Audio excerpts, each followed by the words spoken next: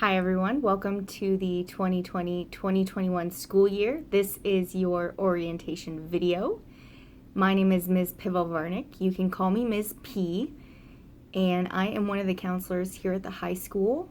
I serve students whose last names begin with the letter M through Z. I'm Mrs. Loy, and I'm one of the counselors here at Kiona-Benton City High School. And I want to welcome you back to school this year. Ms. P and I divide students into who we advise by last name. If your last name begins with an A through L, I will be your advising counselor. And it's easy to contact me either by phone or by email. And later on in the video, we'll give you some contact information. In this video, we are going to reiterate the high school graduation requirements, including credits that you need, how to meet your graduation pathway, and completing your high school and beyond plan electronically. We will also go through applying for financial aid and how to contact your teachers and us should you need support during this distance learning time. To graduate from a high school in Washington State, there are three main components that you have to complete. The first is making sure that you have the proper credits and classes. The next is completing your high school and beyond plan. And finally, you must meet a graduation pathway. When we're looking at what credits or classes you need 4 years of English, 3 years of math, which is to include Algebra 1, geometry, and the third math credit will align with your pathway. So if you're planning on going straight to a 4-year university, you would take Algebra 2, or there's the option to take financial algebra. You will take 3 years of science, 1.5 years of PE, a semester of health, 3 years of social studies, that includes civics and world history, sophomore year, U.S. history junior year, and CWP, current world problems, as a senior.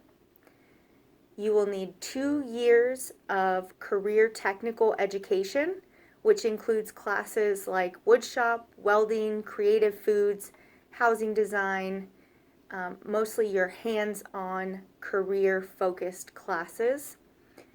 You also need 2 years of fine art, though one of those years can be replaced with what's called your personalized pathway.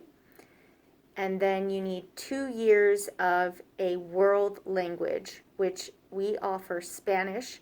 And again, that can be substituted with your personalized pathway.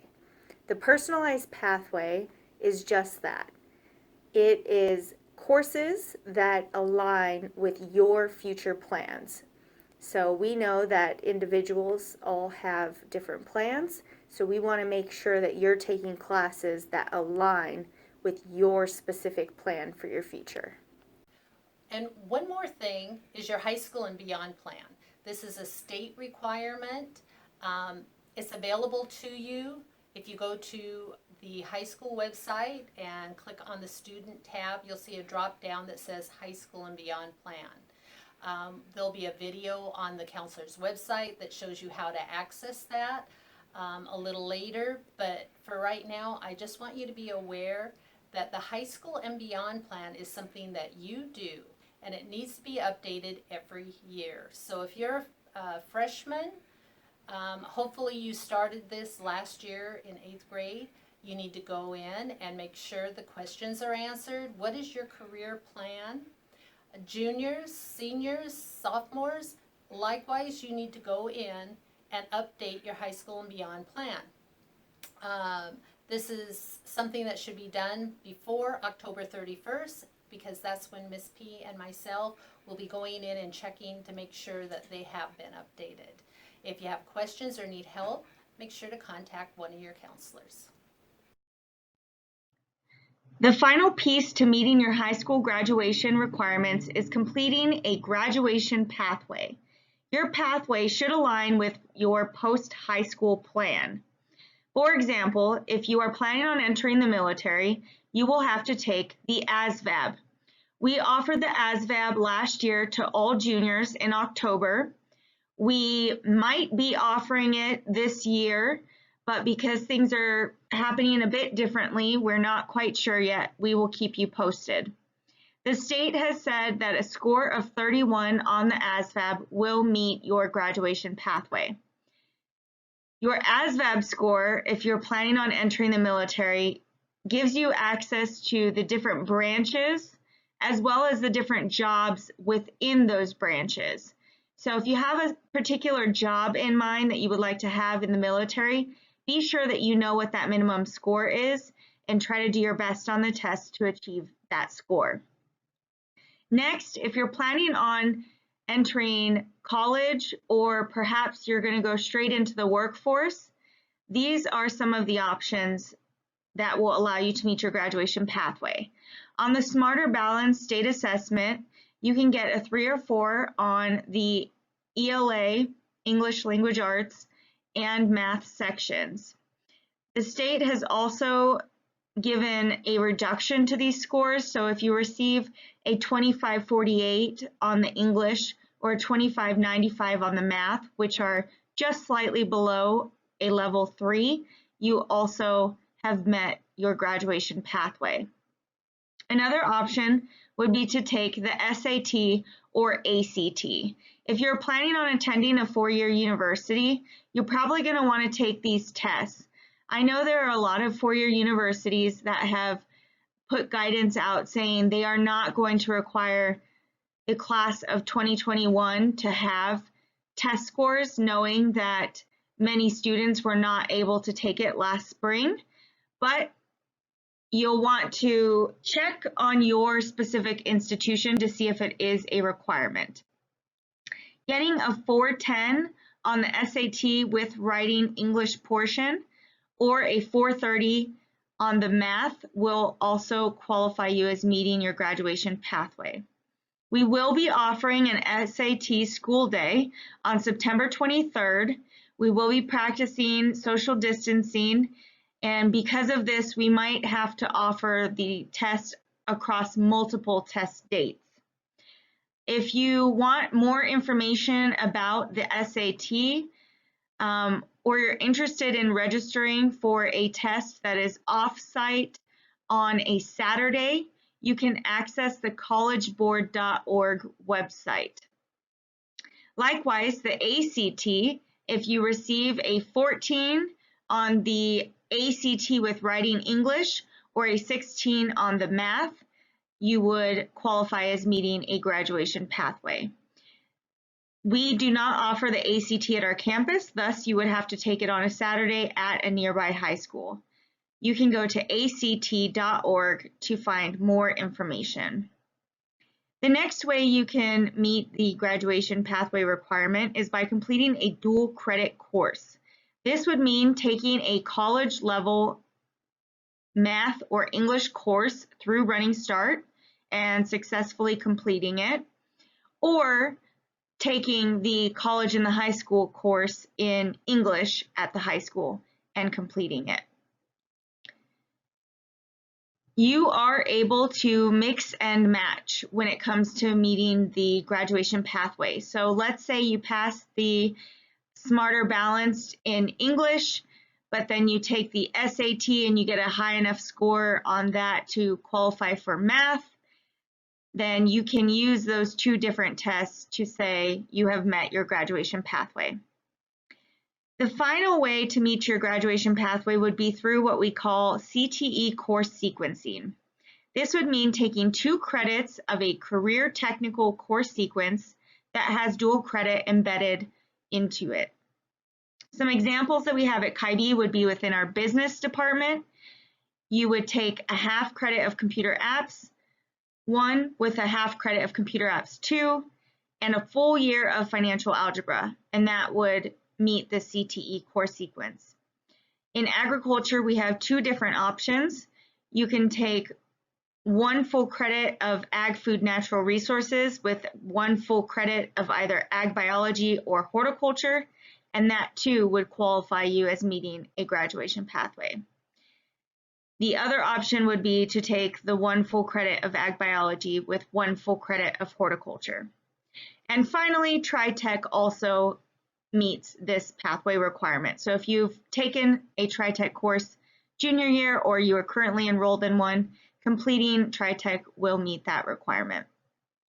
Your counselor will be getting in touch with you regarding how you're doing meeting your graduation requirements, including your graduation pathway. So if this is a bit confusing, have no fear. We will be in touch to discuss this with you. If you want more information about graduation pathways, you can visit the link at the bottom of the website, which takes you to the state's webpage regarding graduation pathways. Whether or not you are planning on going to college after high school, you are going to want to fill out what's called your FAFSA or WASFA starting October 1st of your senior year. This is your financial aid application, and it can be used whether you're going to a community college, a university, a trade or technical school, an academy, or an institute. There are 2 applications for financial aid, but you only need to fill out 1 of them. It is based on your citizenship status. So if you, the student, are a U.S. citizen or permanent resident, you are going to fill out the FAFSA. If you are undocumented, you are going to fill out the WASFA. By filling out the FAFSA, you are eligible for federal and state aid, and by filling out the WASFA, you are eligible for state aid. Again, you want to fill this out starting October 1st. So you might be wondering what types of financial aid are available. The first is grants. This is free money that you do not have to pay back. The next is work study. This means simply that you will have a job while you are in college. The jobs are usually on campus. Sometimes they pay more than minimum wage, and they very often are going to be flexible with your schedule because they know first and foremost you are a student. Then you have student loans. This is money that you will have to pay back. The perk of taking it out through the government as opposed to a private bank is that the interest rates are oftentimes lower and they have flexible repayment plans. And finally, you have scholarships, which again is free money that can be given to you based on your academics, your need, athletics, art, or something else. Oftentimes I hear from students they don't want to fill out the FAFSA because they don't believe they're going to get financial aid. Well, believe it or not, there are some scholarships that the college will not give you unless you fill out your FAFSA or WASFA. So even if you think the only type of aid you're going to get by filling it out is loans, fill it out because you might gain access to institutional scholarships that you otherwise wouldn't. If you want to learn more about the different types of financial aid available, you can go to the website at the bottom of this slide. There are 2 questions I get often about scholarships. Who can apply and where do I find them? So on this slide, you'll find several scholarship search engines. The first one I want to highlight is washboard.org. This website has scholarships that are specific to Washington State. So that means they're going to have a smaller applicant pool. I would definitely recommend setting up a website on washboard.org. Other websites you can go to include fastweb.com, unigo.com, scholarships.com, and Big Future through College Board. A scholarship I really want to highlight is the Opportunity Scholarship through College Board. This scholarship is comprised of smaller scholarship opportunities that lead up to a grand prize scholarship. What College Board has done is they have set up different steps that you have to complete in order to be entered into these smaller scholarship drawings. And if you complete all of the steps, then you're entered into the grand prize scholarship. And all of these steps are things that you should be doing in order to prepare for college after high school. So I would highly recommend looking into that opportunity scholarship through College Board. In addition, we will be posting monthly scholarship lists to a counseling teams page. So just like your teachers have a teams page, there will be one for the counselors. And these scholarships are for all different types of students. They require many different things to be completed. So there are scholarships for students based on academics. There are scholarships based on community service, athletics, arts. So you might have to submit an art portfolio or complete a drawing of a certain object. There are poetry scholarships. So there are numerous types of scholarships. They are not all purely based on academics. So I encourage you to start looking at scholarships. If you haven't started, start applying for them, continue applying for them. They say that for every 10 that you apply to, you might receive one. So it takes a lot of work and effort. But if you think about it, if you receive one scholarship for $500 and you spent 1 or 2 hours working on that scholarship, that is some of the best money you are ever going to make in your life. So it is very much worth your time. Another place you can go to find information about scholarships, but also about careers, college, military, is your high school and beyond plan. It really is a one-stop shop, and there is access to different links that will give you way more information. So I highly recommend you become very comfortable with your high school and beyond plan. To find your teacher's contact information, you will need to go to the district webpage, which is kybsd.org. Then you will hover over parents on the right-hand side of the screen and go down to staff directory lookup. This is going to pull up a pull-down menu where you will then choose high school, hit submit, and here you will find all of the email addresses for the different teachers and staff at the high school. You will notice that the phone number for all of the teachers says 588-2140. That is the main high school phone number. If you do call that phone number, we can transfer you to a teacher if you are having difficulty getting in touch with them by email. Okay. I want to encourage you to get familiar with Miss P and myself. On this slide, you can see here's our contact information by telephone. And even though you're calling the school number, you will be reaching us on our cell phones. And if we don't answer right away, leave a message. We will get back with you. There's also email. If it's not an emergency contact, you just need a question answered, send us an email. We check them several times a day and we will get back with you.